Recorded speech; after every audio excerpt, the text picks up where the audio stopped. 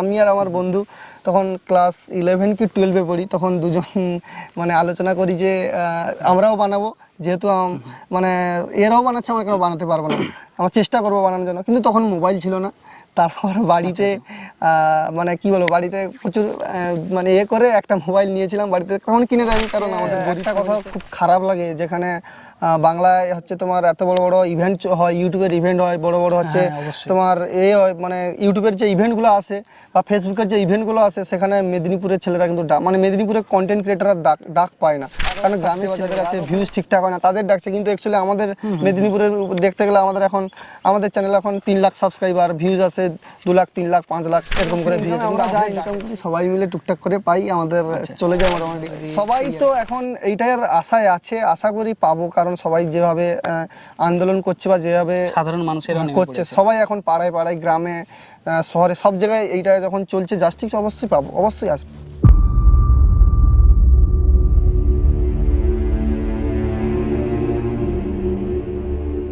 সুভাষবাবু নমস্কার। নমস্কার। প্রথমে আমি বিন্দাস অফিসিয়াল ইউটিউব চ্যানেলের সঞ্চালক, তার পক্ষ থেকে এবং আমার দেবাশিসের পক্ষ থেকে অনেক অনেক আন্তরিক ভালোবাসা এবং অভিনন্দন। ধন্যবাদ ধন্যবাদ। আর সুভাষবাবু, আজকের এই মুহূর্তে হাসি মুখে কনভারসেশনটা শুরু করতে পারছি না। আপনিও নিশ্চয়ই অবগত থাকবেন, টকিং অ্যাবাউট আরজি কর ডক্টর মেডিকেল কেস। ওইটা নিয়ে আমরাও ভিডিও বানিয়েছি, 2টো এপিসোড বানিয়েছি। আচ্ছা, নিজে আমিও আন্দোলনে নেমেছিলাম রাস্তায়। হ্যাঁ হ্যাঁ, দেখেছি।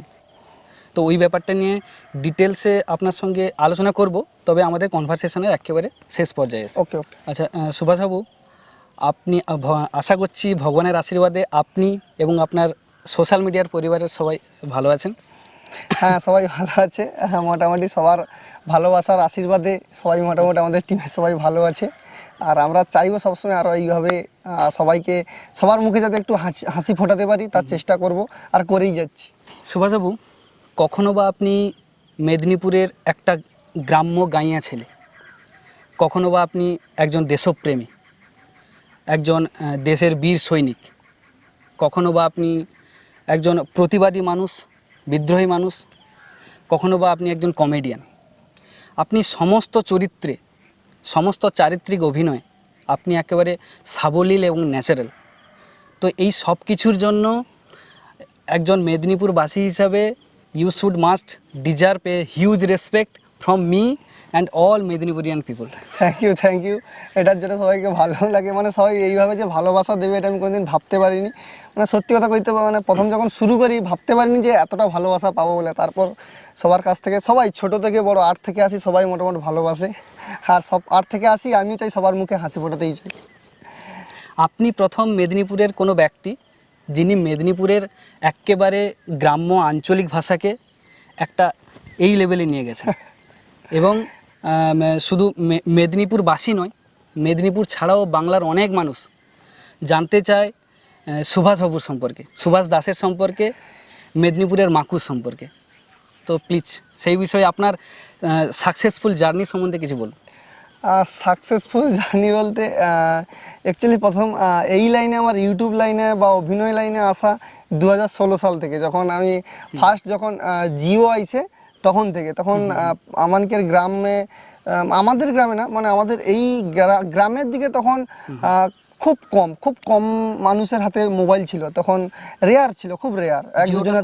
2016তেই লঞ্চ করছে, আর মানে 17 থেকেই আপ হয়েছে, সবার কাছ থেকে পরপর গেছে।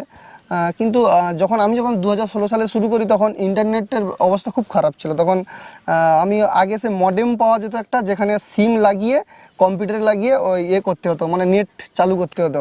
তো সেখান থেকে আমি শুরু করি প্রথম। সেখান থেকে আমার একজন স্কুলের বন্ধু ছিল, দুজন আলোচনা করি, তখন এই ফানি ভিডিওগুলো আসতো। তখন ফানি ভিডিওগুলো এই মানে ছিল তোমার হচ্ছে গানের মাধ্যমে ছিল। এই এখন যে গানগুলো যে কপিরাইট দেয়, তখন গানে কপিরাইট দেয়নি। তখন সেই সব করে দুজন। তখন কি মানে কপিরাইট দিত না ইউটিউবে নাকি? ইউটিউবে। তখন ইউটিউবে কপিরাইট দিত না, তখন যে মিউজিক ইউজ করতে পারতো। তো তখন আমরা আমি আর আমার বন্ধু মিলে দেখি একজনকে যে এরকম এই মাঠে এদিকে ছুটে পড়ছে সেদিকে ছুটে যাচ্ছে, সেইগুলা সবাই ভালোবাসছে। তো আমি আর আমার বন্ধু তখন ক্লাস 11 কি 12-এ পড়ি, তখন দুজন মানে আলোচনা করি যে আমরাও বানাবো, যেহেতু মানে এরাও বানাচ্ছে, আমরা কেন বানাতে পারবো না, আমার চেষ্টা করবো বানানোর জন্য। কিন্তু তখন মোবাইল ছিল না। তারপর বাড়িতে মানে কি বলবো, বাড়িতে প্রচুর মানে করে একটা মোবাইল নিয়েছিলাম বাড়িতে, তখন কিনে দেয়নি কারণ আমাদের গরিব ফ্যামিলিতে তখনকার দিনে 3-4 হাজার টাকার মোবাইল মানে অনেক টাকা। 16 সালের দিকে তখন মোটামুটি একটা মোবাইল নেই, বাড়িতে কান্নাকাটি করে একটা মোবাইল নেই, নিয়ে সেই মোবাইলে ভিডিও বানাই। বানানোর পর মোটামুটি দেখি আস্তে আস্তে আস্তে আস্তে তারপরে আমার একজন পরিচিত একজন ছিল, আমার জামাইবাবু হয়, তো উনি হচ্ছে আমাকে দেখিয়ে তো যে এই ব্যাপারে মানে ইউটিউবে এরকম ভিডিও আপলোড করলে পরের দিকে টাকা পয়সা পাওয়া যায়, এ করা যায়, বা তোমাকে অনেকে চিনতে পারবে। তো ওনারা বলে যাই হোক বানিয়ে যাই, মানে এক্সট্রা টাইমে পড়াশোনাও চলছে, তার মধ্যে এগুলোও বানাই। তো বানানো শুরু করি। তারপর সেই সময় এই সিস্টেমটা ছিল, ইউটিউবে 800 ভিউতে মনিটাইজেশন অন ছিল। আচ্ছা, সেই সময় এটা মানে কত সালের কথা বলছেন? 16 সালে, 2016 সালে। হ্যাঁ 16 থেকে, তখন 800 ভিউতে মনিটাইজেশন অন ছিল। 800 ভিউজ, হ্যাঁ। সাবস্ক্রাইবারের কিছু ছিল না তখন সাবস্ক্রাইবারের কিছু ছিল না, শুধু 800 ভিউজ হলেই মনিটাইজেশন অন হয়ে যায়। তো তখন মোটামুটি হয়েও গিয়েছিল। তারপরে একটা ভিডিওতে তখন ভিউ এসেছিল তোমার একটা ভিডিও 5 লাখ 6 লাখ, এবং কি একটা ভিডিও সব থেকে বেশি ভিউ হয়েছিল যেটা বাংলাদেশে সব থেকে বেশি মানে মানুষজন দেখছিল, সেটা হচ্ছে 17 মিলিয়ন। সেই সময় 2016 সালে 17 মিলিয়ন ভিউজ হয়েছিল এই গানে। তখন আমি বাউল গানের উপরে বানাতাম, এই যে বাউল গানগুলো আছে সেইগুলাকে হচ্ছে এ করে আর ইউজ করতাম, আর বাড়ির আশেপাশে বাচ্চা ছেলেদের নিয়ে সে তাল বাগলা নারকেল বাগলা নিয়ে সেই সময় করে বানাতাম। বানাতে বানাতে তবে থেকে একটা ইচ্ছা ছিল যে বানাবো, এ করবো।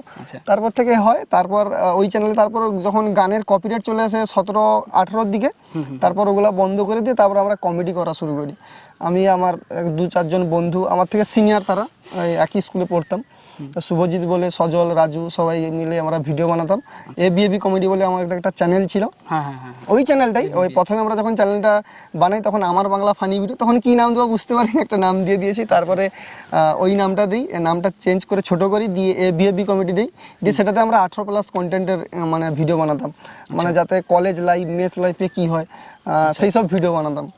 তারপরে তখন থেকে কি আপনারা এই গ্রামের মধ্যেই শুট করতেন? হ্যাঁ, তখনও গ্রামের মধ্যে শুট করতাম আস্তে আস্তে, কিন্তু তখন এবিবিএফ কমেডি যে চ্যানেলের নাম বলছে, ওই চ্যানেলের কিছু শুট দেখেছি কলকাতার দিকে, হলদিয়ার দিকে কিছু। হ্যাঁ, তখন আমরা এইখানে কিছু কিছু বানাতাম, কিছু কিছু যে মানে হলদিয়াতে যেতাম, কাঁথি যেতাম, এগরা, বেলদা, পশ্চিম মেদিনীপুর, তারপর হচ্ছে কলকাতা, এইসব জায়গায় গিয়েও বানিয়েছি আমরা। তো বানাতে বানাতে তারপর ওই টিমটা সবার তখন টাকা পয়সা ঠিকঠাক আসছিল না, এই জন্য সবাই মন ভেঙে যায় যে হচ্ছে না, সবার এ হচ্ছে না, সবাই তো মানে গ্রামের গরিব বাড়ি ছিলেন, আমাদের তো টাকা পয়সারও দরকার, এই কারণে আর সেইভাবে এ হয়ে ওঠেনি। তারপর মোটামুটি সেই চ্যানেলটা মানে তারপর আমি আর শুভজিৎ মিলে দুজন আস্তে আস্তে করে বানাই। তারপরে বানাতে বানাতে তারপরে আমি ভাবলাম যে তখন কলকাতায় থাকতাম, কলকাতা টালিগঞ্জে থাকতাম, দিয়ে আমি আর শুভজিৎ বানাতাম।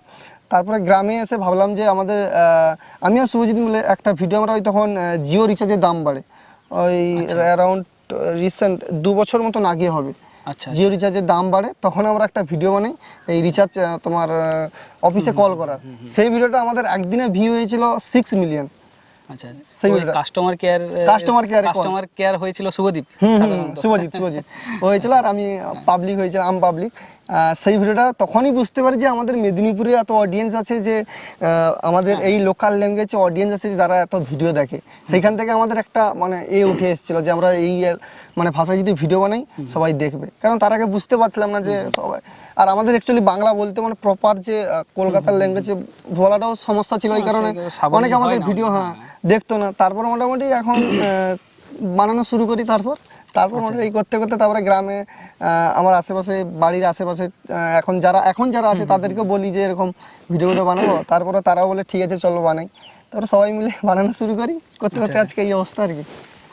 এই সোশ্যাল মিডিয়ার জার্নিতে কখনো এরকম কোনো ক্রিটিক্যাল সিচুয়েশান এসেছে আপনার জীবনে বা আপনার সোশ্যাল মিডিয়ার কাজের মাধ্যমে, যে আপনি সোশ্যাল মিডিয়া ছেড়ে দেবেন কি অন্য কাজে ফিরে যাবেন, এরকম কোনো ক্রিটিক্যাল সিচুয়েশান আপনার জীবনে এসেছে? না, ব্যাপারটা হচ্ছে এটার একটাই সমস্যা, যেটা হচ্ছে মানি, যেটা টাকা, এটা এই কারণে।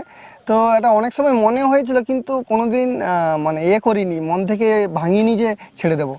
সবসময় একটা ছিল যে যা হোক করব। মনের মধ্যে সেই হ্যাঁ, সাহসটা হ্যাঁ, রেখেছিলাম। আপনাকে টিম মেম্বাররা সাপোর্ট করেছিল না আপনি নিজের মনের দিক থেকে? না, প্রথমে নিজের মনের দিক থেকে, যে গ্রামে যখন এসে শুরু করি তখন তো কিছুই ছিল না, মোবাইল দিয়ে শ্যুট করতাম। আচ্ছা, যখন এসে তখন ইএমআইতে একটা মোবাইল নেই, নিয়ে মোবাইলেই শ্যুট করছিলাম। তারপর সবাই আস্তে আস্তে এই দিল যে চল শুরু কর, যখন টাকা পয়সা আসবে সবাই তখন নেব, এখন যা হয়ে হবে এখন শুরু করি, এখন করব সবাই। আচ্ছা, তারপর আপনাদের সাহস জোগায়। টিম মেম্বার কতজন এই মুহূর্তে? এখন বর্তমানে আমাদের টিম মেম্বার 5 জন। যেমন হচ্ছে আমি, যে কাকা যে হয় তার নাম হচ্ছে রাজু, আর হচ্ছে গৌরা, বাপ্পা আর শঙ্কর, এই মিলে 5 জন।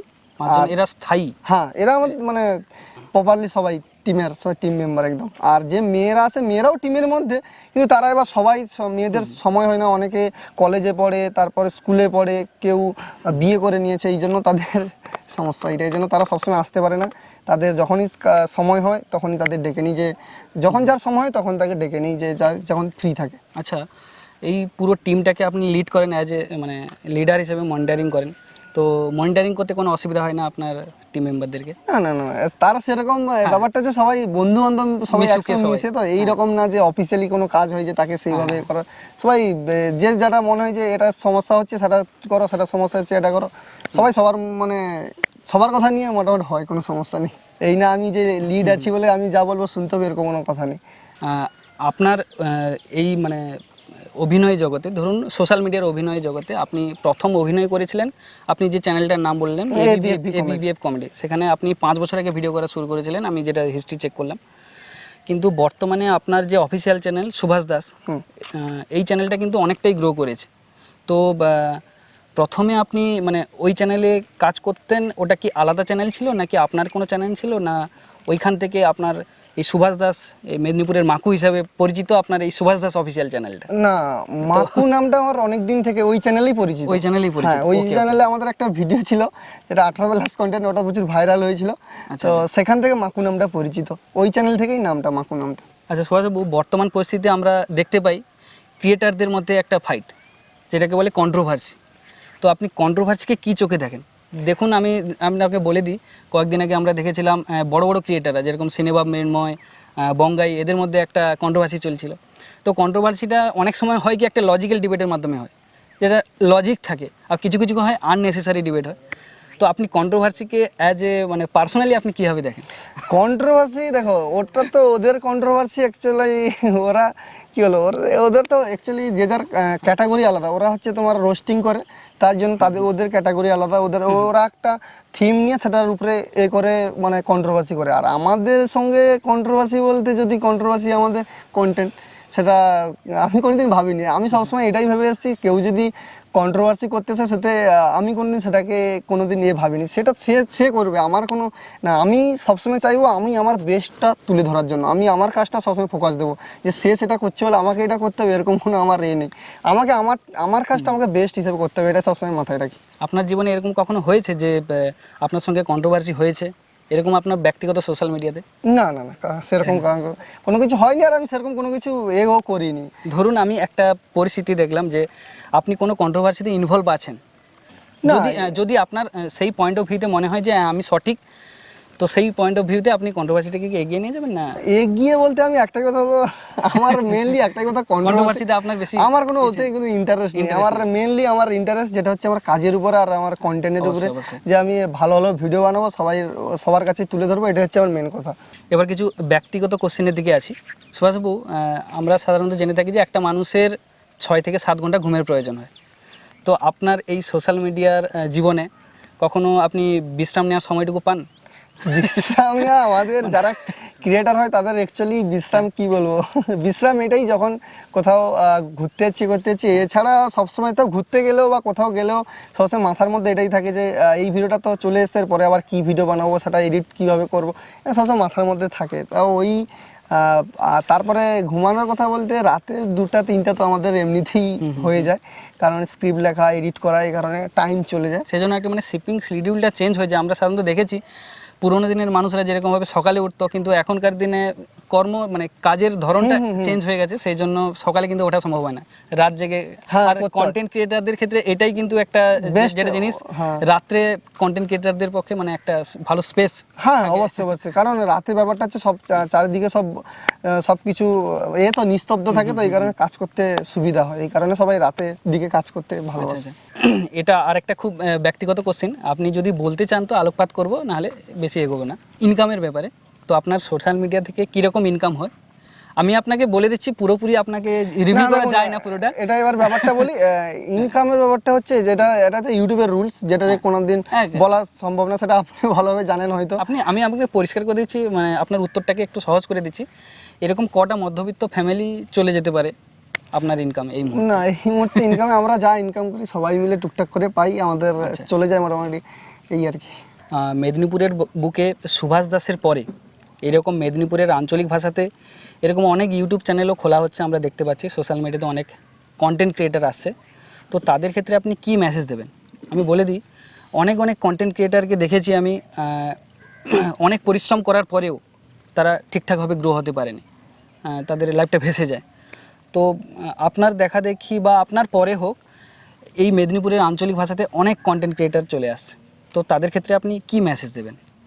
একটাই, সবাই কাজ করুক আর কি। আমাদের এটাই ভালো যে এই জিনিসটা খুব ভালো লাগছে যে মেদিনীপুরে একটা কমিউনিটি থাকবে, যেখানে যেমন আজকে একটা কথা খুব খারাপ লাগে, যেখানে বাংলায় হচ্ছে তোমার এত বড় বড় ইভেন্ট হয়, ইউটিউবের ইভেন্ট হয়, বড় বড় হচ্ছে তোমার হয়, মানে ইউটিউবের যে ইভেন্টগুলো আসে বা ফেসবুকের যে ইভেন্টগুলো আসে, সেখানে মেদিনীপুরের ছেলেরা কিন্তু মানে মেদিনীপুরের কন্টেন্ট ক্রিয়েটাররা ডাক পায় না, কারণ গ্রামের ছেলে বলে। আর ওখানে মানে সত্যি কথা বলতে ওরা চায়ও না যে ওই গ্রাম থেকে কেউ আসুক এখানে, ওরা এসব চায় না, তো করে না। এই কারণে যখন আমাদের একটা এখানে থাকবে, একটা কমিউনিটি থাকবে, তখন আমরাও বলতে পারবো যে আমাদের এত মানে ক্রিয়েটার আছে বা এতগুলো আমাদের অডিয়েন্স দেখে, তখন ভালো হবে। এটা তো ভালো, সবাই করুক। আপনি সাহস করে এই কথাটা বললেন, যখন কোনো ফ্যান ফেস্টিভ্যাল হোক বা কোনো ইউটিউবের প্রোগ্রাম হোক, অনেক হয় ইউটিউব ফেসবুক না, তো আপনি এটা ক্যামেরার সামনে বললেন, তো এটা আমার ওগুলো তো ভয় নেই, যে ডাকেনি বলেই বলেছি। ডাকলে হ্যাঁ, এটা আমরা ডাকেনি তো অবশ্যই। রিসেন্ট কয়েকদিন আগে হয়ে গেল, যেখানে আমরা আমাদের থেকে অনেক ব্লগার যারা 2-4টা ভিডিও ছেড়ে আজ তাদের মানে সাবস্ক্রাইবার কত 20-25 হাজার সাবস্ক্রাইবার আছে যাদের, তাদেরকে ইউটিউব ফ্যান ফেস্টে ডাকছে, তাদেরকে ইউটিউব এতে ডাকছে, তোমার যে ইভেন্টগুলো হচ্ছে ডাকছে, বা ফেসবুকের ইভেন্টে ডাকছে।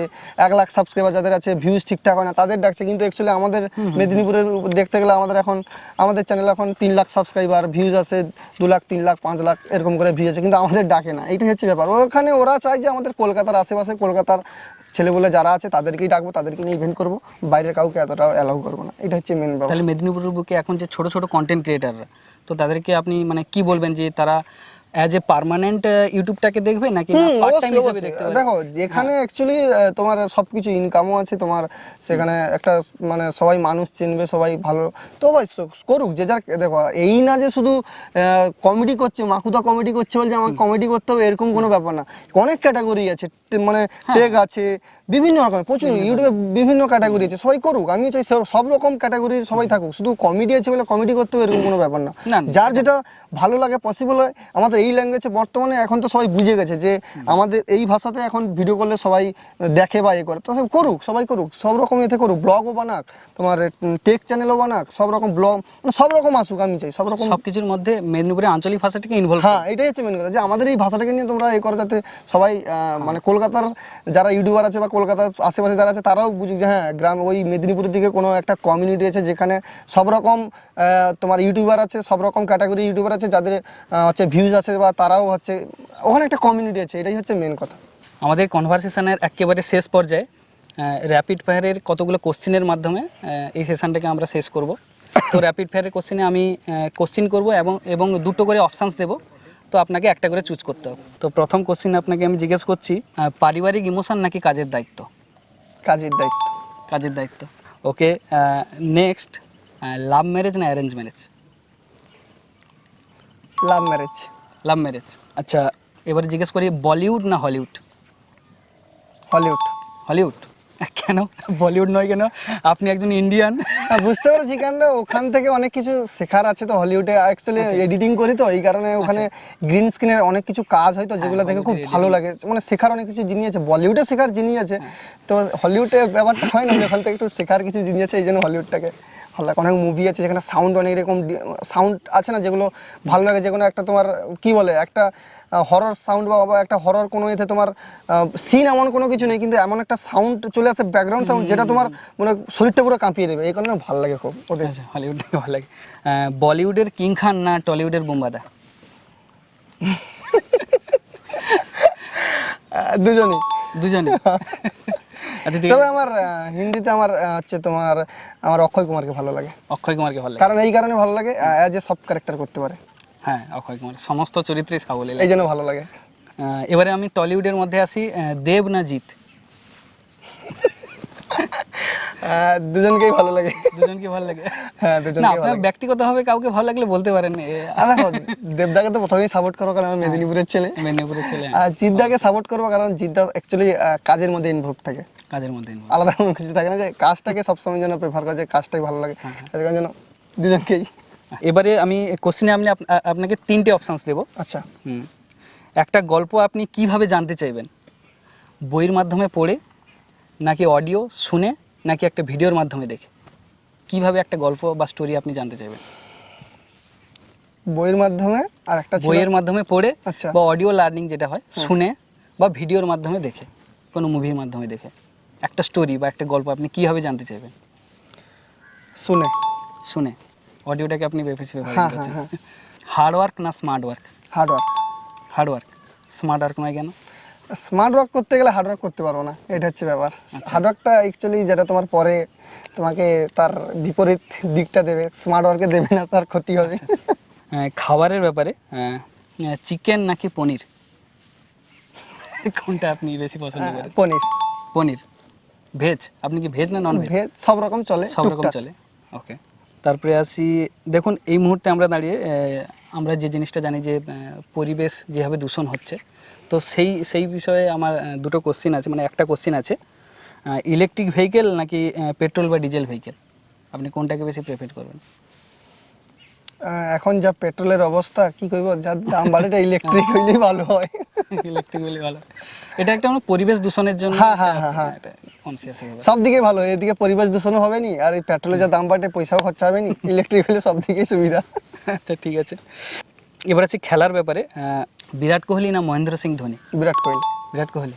এবারে আসি সব থেকে শেষ কোশ্চিন, ইউটিউবের দুজন ক্রিয়েটারের সম্বন্ধে, বঙ্গাইয়ের কিরণ দত্ত না সিনেবাব মৃন্ময়? আপনি অ্যাজ এ কন্টেন্ট ক্রিয়েটার হিসেবে কাকে ভালো লাগে সিনেবাব বলতে মৃন্ময়। পারেন? সিনেবাব মৃন্ময়। তো এই র্যাপিড ফায়ারের মাধ্যমে আমরা কনভারসেশনটাকে শেষ করছি। তবে হ্যাঁ, যেই কোশ্চেনটা দিয়ে আমরা প্রথমে শুরু করেছিলাম, যেই মানে টপিকটা দিয়ে, talking about RJ medical college, যে হরর কেস যেটা চলছে, তো সেই ব্যাপারে আপনি একজন ইনফ্লুয়েন্সার, আপনার ফেসবুক এবং ইউটিউব মিলিয়ে 3 লাখ হোক বা 4 লাখ হোক বা 5 লাখ হোক আপনার সাবস্ক্রাইবার আছে, তো তাদেরকে আপনি কি মেসেজ দেবেন? এই ধরনের একটা নোংরা ঘটনা ঘটে চলেছে আমাদের।